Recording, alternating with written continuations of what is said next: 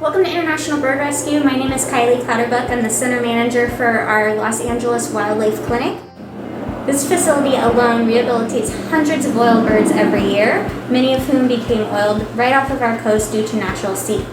We have highly skilled staff and volunteers who have also trained to handle large-scale responses such as oil spills. And today we're going to learn about what it takes to rehabilitate an oiled animal.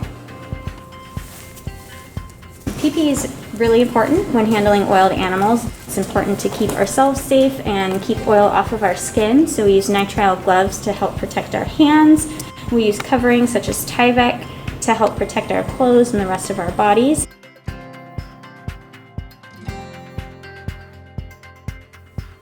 Initial exams are key to help analyze the bird's overall health and look for any other injuries that may need medical attention. It really just gives us a baseline of what's needed for this animal's care.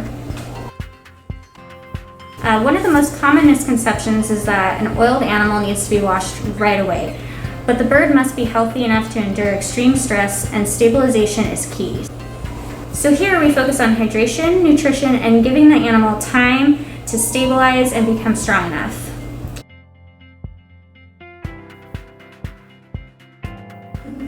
So PPE is really important, personal protective equipment. Not only do we want to be safe and help the birds, we want to keep ourselves safe. So during the wash process, some of the most important things to wear are eye protection. You want to keep those eyes covered from any splashing of oil and hot water. We can also utilize face shields, also to limit any splashing of water and oil into our faces.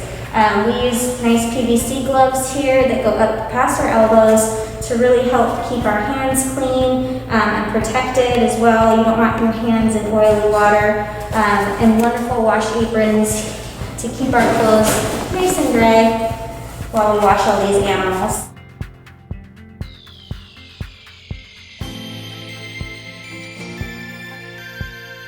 The bird goes through a series of tubs filled with hot water and different concentrations of soap, and this will remove the remaining oil off of the animal.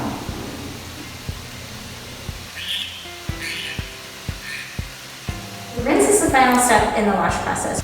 We use a high pressure hose to rinse off all that extra detergent, which can also be a contaminant to the feathers. And what we're looking for here is for the water that we're spraying onto birds to actually bead up on its feathers, just like rain would bead up on an umbrella. So finally that bird is placed in a protected, soft-sided pen down here where we have pet dryers blowing hot air up underneath to help that bird dry. And the bird also has to do its part by preening, or grooming its feathers. It's putting all of its feathers back into place, and that's going to get us started on the waterproofing process that comes next.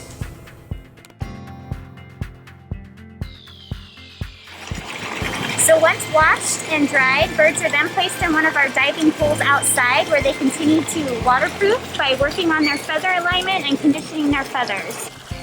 Staff will also aid in this process by drying birds as needed and continuing to monitor their overall health.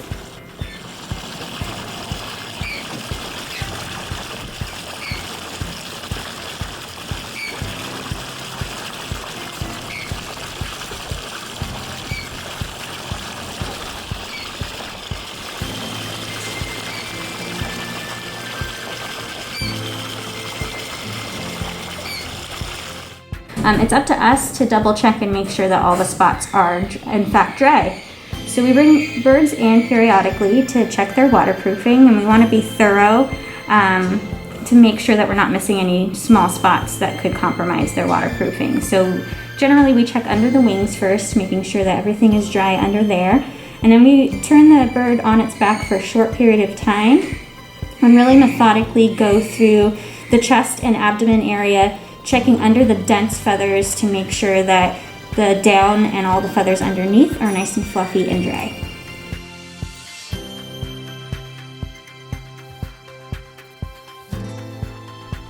Once birds are waterproof, our focus shifts to ensuring birds are gaining weight and healing any wounds or issues they may have come in with. As emaciation is often a common factor associated with being oiled, before we release, we ensure birds are in good body condition and have acceptable blood values. Thanks so much for joining us today on our little tour through rehabilitating oiled wildlife. I hope you enjoyed it, and please check out Bird Rescue online and our live bird cams to see some of our patients in care.